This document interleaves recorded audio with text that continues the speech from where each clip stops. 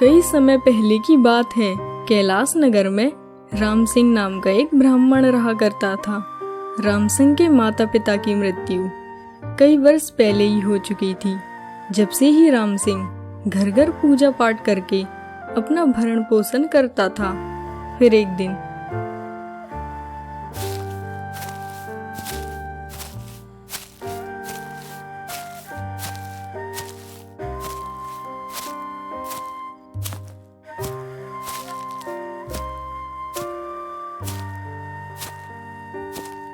अरे बाबा जी, आज आपको हमारे घर छोटी सी कथा करनी है, तो आप समय से आ जाइएगा। ठीक है रमेश, मैं भी थोड़ी देर से आ जाऊंगा। रमेश वहां से चला जाता है और कुछ देर बाद ब्राह्मण उसके घर पूजा करने आता है। अरे बाबा जी, आ गए आप? आइए आइए। रमेश, तुमने सारी सामग्री का प्रबंध तो कर लिया है ना? हाँ बाबा जी, सारी चीजों का प्रबंध तो हो गया है। आइए, आप अंदर तो आइए। कुछ देर बाद ही पूजा हो जाती है। जाओ रमेश, पूजा हो गई है, अब हमारी दक्षिणा ले आओ। लीजिए बाबा, आपकी दक्षिणा। चल, अब मैं चलता हूँ।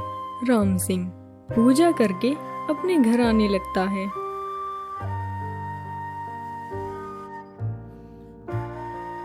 चलो, कम से कम 2 दिन का प्रबंध तो हो गया है, अब आराम करूंगा। वह ब्राह्मण खुद से ही बातें करते हुए रास्ते से जा रहा था। तभी एक बूढ़ी औरत उसे आवाज लगाती है, बेटा राम सिंह, ओ बेटा राम सिंह, बेटा जरा इधर तो आ। हाँ माँ जी, बताइए क्या बात है, मैं आपकी क्या मदद कर सकता हूँ? बेटा, मेरी गाय मर चुकी है और उसका 2 महीने का बछड़ा भी है।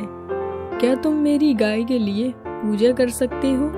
ठीक है माँ जी, मैं आपकी गाय के लिए पूजा कर दूंगा। पर बेटा, मेरे पास तुम्हें देने के लिए कुछ भी नहीं है। कोई बात नहीं माँ जी, बस आप पूजा का सारा सामान मंगा लीजिए। बेटा, मैंने पहले ही पूजा का सारा सामान मंगवा लिया है। वह ब्राह्मण गाय के लिए पूजा कर देता है।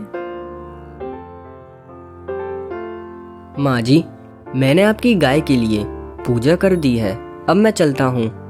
रुक जा बेटा, जाते जाते अपने साथ ये बछड़ा भी ले जा। मेरे पास तुझे देने के लिए कुछ भी नहीं है। अरे माँ जी, मैं इस बछड़े का क्या करूँगा?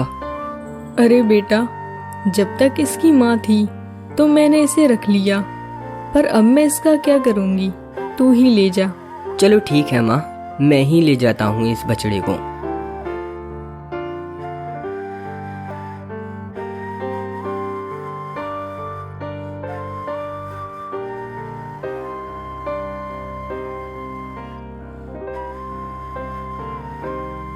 राम सिंह उस बछड़े को लेकर अपने घर आता है।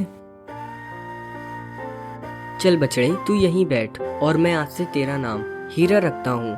मैं तो ये यही नाम से पुकारा करूँगा। रुक, मैं तेरे लिए अभी खाने के लिए लाता हूँ।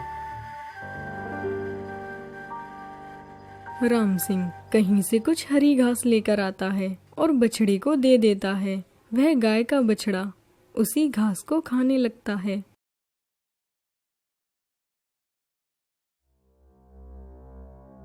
ऐसे ही कुछ सालें बीत जाती हैं और राम सिंह को पूजा करने पर जो भी अनाज मिलता वह उससे अपना और अपने बछड़े का पेट भर लेता। अब राम सिंह का बछड़ा बहुत ही बड़ा हो गया था। वह पूरे गांव में सबसे बलशाली था। राम सिंह के बैल जैसा ताकत भर उस गांव में कोई भी नहीं था। राम सिंह और हीरा बहुत ही प्रेम से रहते थे। फिर एक दिन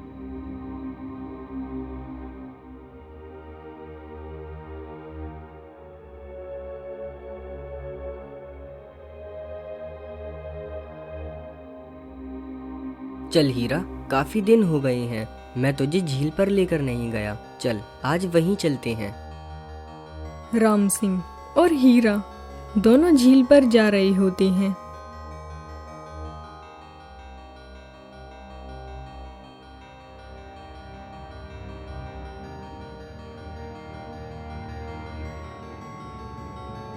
अरे बाबा जी, कहाँ जा रहे हो इतनी सुबह सुबह इस बैल को लेकर? सुरेश, ये बैल नहीं, इसका नाम हीरा है और इसको मैं अपना पुत्र मानता हूँ। अरे बाबा जी, आप तो गुस्सा ही हो गए। चलिए, आज से मैं भी इसको हीरा कहकर ही पुकारूंगा। वैसे आप कहाँ जा रहे हो? मैं हीरा को लेकर झील जा रहा हूँ। काफी दिनों से इसे मैंने नहलाया नहीं है। हाँ हाँ ठीक है बाबा जी, बस मैं तो ये कहने आया था कि इस गांव में एक प्रतियोगिता है जिसमें बैलों को सबसे ज़्यादा वजन लेकर 50 मीटर तक चलना होता है। अगर आप अपने हीरा को प्रतियोगिता में रखेंगे तो वो जीत जाएगा और आप पहली बार में ही माला माल हो जाएंगे। नहीं सुरेश, हीरा बाजी पर लगाने के लिए नहीं है।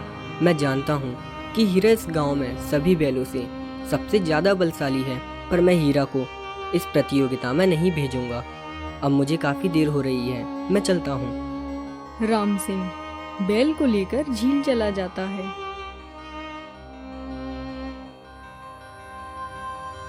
कुछ देर बाद दोनों अपने घर आते हैं।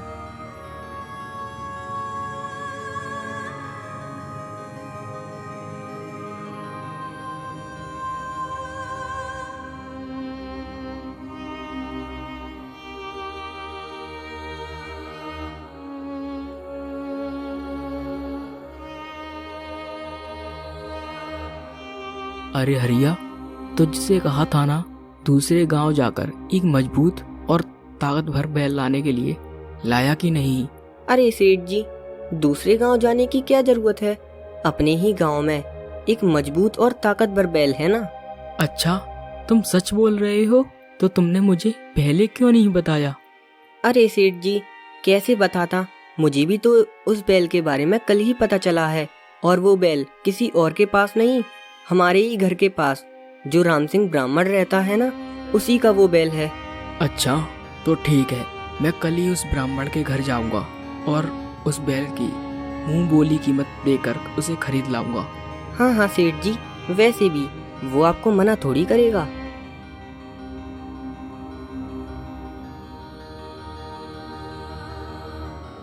सेठ दूसरे दिन राम सिंह के घर बैल को खरीदने जाता है।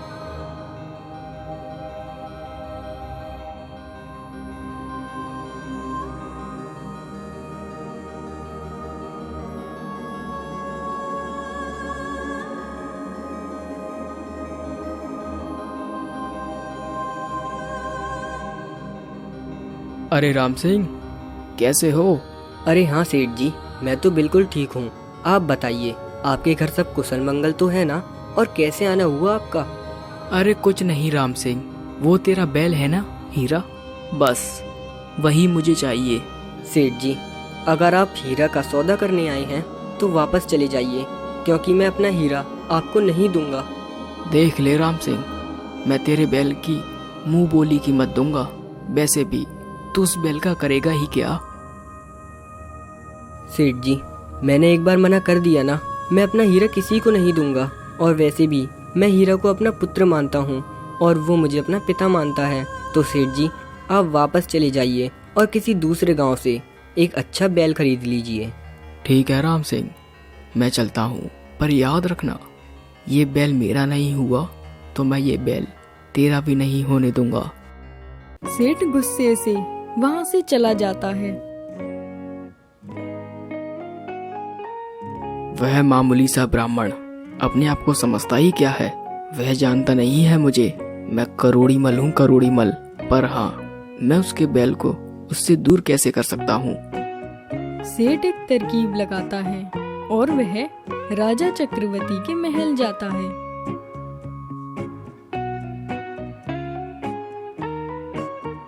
महाराज प्रणाम। अरे आओ आओ करोड़ी मल, आखिर कैसे आना हुआ तुम्हारा? अरे महाराज, मैं तो बस आपके महल की एक कमी बताने आया था। कमी? कैसी चीज की कमी? हमें भी तो पता होना चाहिए कि हमारे महल में किस चीज की कमी है। महाराज, आपके महल में एक से एक घोड़े हैं और मजबूत सिपाही भी। बस एक जानवर की कमी है आपके महल में। हाँ हाँ बताओ, वो कौन सा जानवर है? महाराज, वो कमी एक ताकतवर बैल है। आपके राज्य में एक भी मजबूत और ताकतवर बैल नहीं है, पर मैं एक ऐसे बैल को जानता हूँ जो आपकी महल की कमी को पूरा करेगा। हाँ हाँ करोड़ीमल, बताओ वो बैल कहाँ मिलेगा? हम उस ताकतवर बैल को किसी भी कीमत में खरीदने को तैयार हैं। महाराज के सैनिक राम सिंह के घर जाते हैं।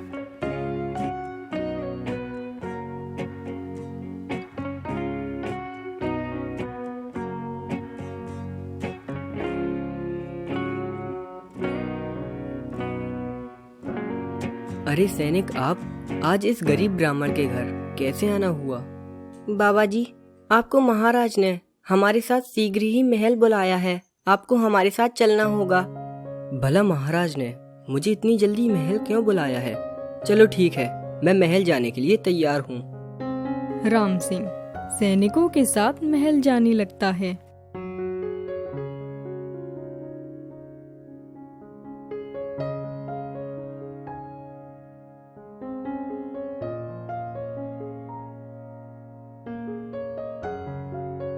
महाराज, आपके कहने पर हम राम सिंह ब्राह्मण को आपके महल ले आए हैं। महाराज, क्या बात है? आपने मुझे अपने महल शीघ्र ही क्यों बुलवाया? अरे बाबा जी, हमने सुना है आपके पास इस गांव का सबसे बलशाली बैल है। हमें वह बहुत पसंद आया। तो बताओ, उस बैल की कितनी कीमत लोगे? महाराज, माफ कीजिएगा, पर वो बैल बेचने के लिए नहीं है। आप चाहो तो किसी और गांव से एक ताकतवर बैल खरीद लीजिएगा, पर मैं आपको अपना हीरा नहीं दे सकता। ब्राह्मण की बातें सुनकर महाराज क्रोधित हो जाते हैं और गुस्से से कहते हैं, हे ब्राह्मण, तुझे अपने बैल का बहुत घमंड है ना? जाओ सैनिकों, और इस ब्राह्मण का बैल राजमहल लेकर आओ और बांध दो गौशाला में। महाराज के कहने पर सैनिक राम सिंह के बैल को महल की गौशाला में बांध देते हैं और यहाँ राम सिंह बहुत ही दुखी हो जाता है। हे भगवान, वैसे तो मेरा इस दुनिया में कोई भी नहीं है, बस एक हीरा ही तो था जिसे मैं अपना पुत्र मानता था, पर महाराज ने उसे भी मुझसे छीन लिया। राम सिंह यही सोच सोचकर बहुत ही दुखी हो रहा था। कुछ दिन बीत जाते हैं और महल में हीरा ने भी भोजन इत्यादि सब कुछ त्याग दिया था, जिसके कारण महाराज बहुत ही परेशान हो जाते हैं। फिर एक दिन, महाराज, जब से हमने ब्राह्मण का बैल लिया है, जब से ही उस बैल ने कुछ नहीं खाया है। अगर ऐसा ही चलता रहा तो बैल मर जाएगा। हे भगवान, अगर बैल मर गया तो उसकी मौत का पाप मुझे मिल जाएगा। सैनिकों, एक काम करो, उस बैल को फिर से उसी ब्राह्मण के घर छोड़ आओ और हमारी तरफ से उससे माफी मांगना। महाराज के कहने पर सैनिक हीरा को राम सिंह के घर बांध देते हैं और उससे कहते हैं, ये लो राम सिंह, तुम्हारा बैल। हमसे और महाराज से बहुत बड़ी भूल हो गई है, अब तुम अपना बैल रख सकते हो। धन्यवाद आपका मेरा बैल मुझे लौटाने के लिए। हे भगवान, आपका बहुत बहुत धन्यवाद।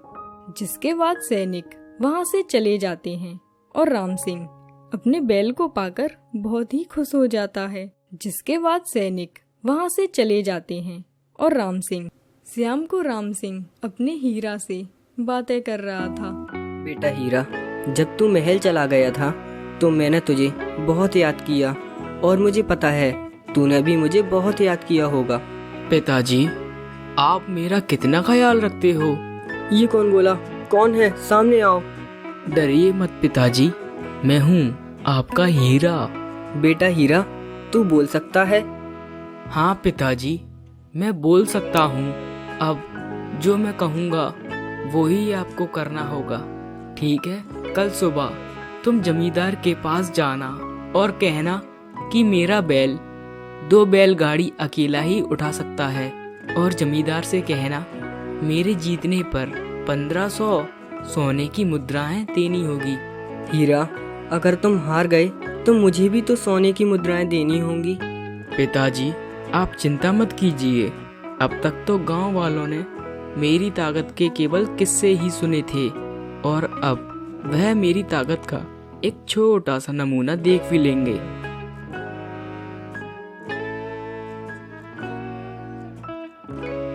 अगले दिन राम सिंह जमींदार के घर जाता है।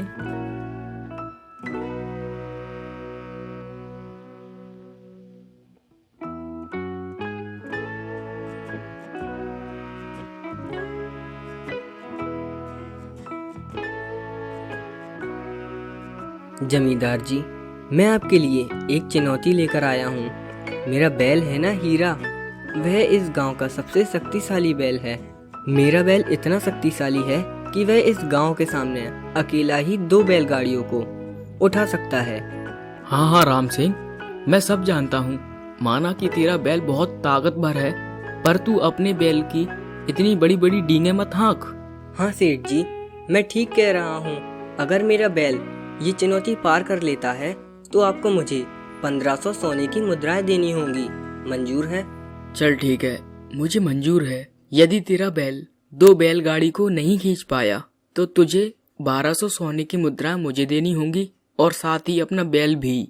हाँ ठीक है सेठ जी, मुझे मंजूर है। राम सिंह इतना कहकर वहाँ से चला जाता है और कुछ ही दिनों में यह बात पूरे गांव में फैल जाती है। और वह दिन आता है, सभी गांव वाले हीरा की ताकत देखने आते हैं। देख राम सिंह, ये रही 2 बैलगाड़ी। अब देखते हैं कि तेरा बैल कितना वजन उठाता है। हाँ हाँ सेठ जी, मेरा हीरा इस 2 बैलगाड़ियों को जरूर उठा के दिखाएगा। प्रतियोगिता शुरू हो जाती है और हीरा काफी जोर लगाता है, पर बैलगाड़ी नहीं उठती। यह सब देखकर सेठ बहुत ही खुश होता है। देख ले राम सिंह, तेरा बैल हीरा बैलगाड़ी को तो उठा ही नहीं पा रहा है। अब बैल देने के लिए तैयार हो जाना। हीरा सेठ की बातें सुनकर उसमें जोश आ जाता है। हीरा पूरी ताकत लगा देता है और दोनों बैलगाड़ियों को खींच लेता है। जमींदार जी देखिए, मैंने कहा था ना आपको कि मेरा हीरा इन बैलगाड़ियों को खींच सकता है। लाइए, अब मेरे पैसे मुझे दे दीजिए। जमींदार राम सिंह को 1500 सोने की मुद्राएं दे देता है। राम सिंह और हीरा दोनों खुशी होकर अपने घर आ जाते हैं।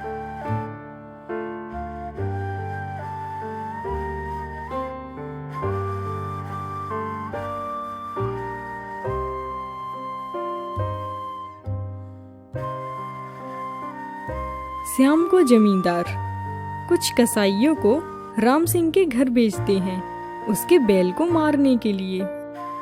अरे यही है वो, चल मारते हैं इसको।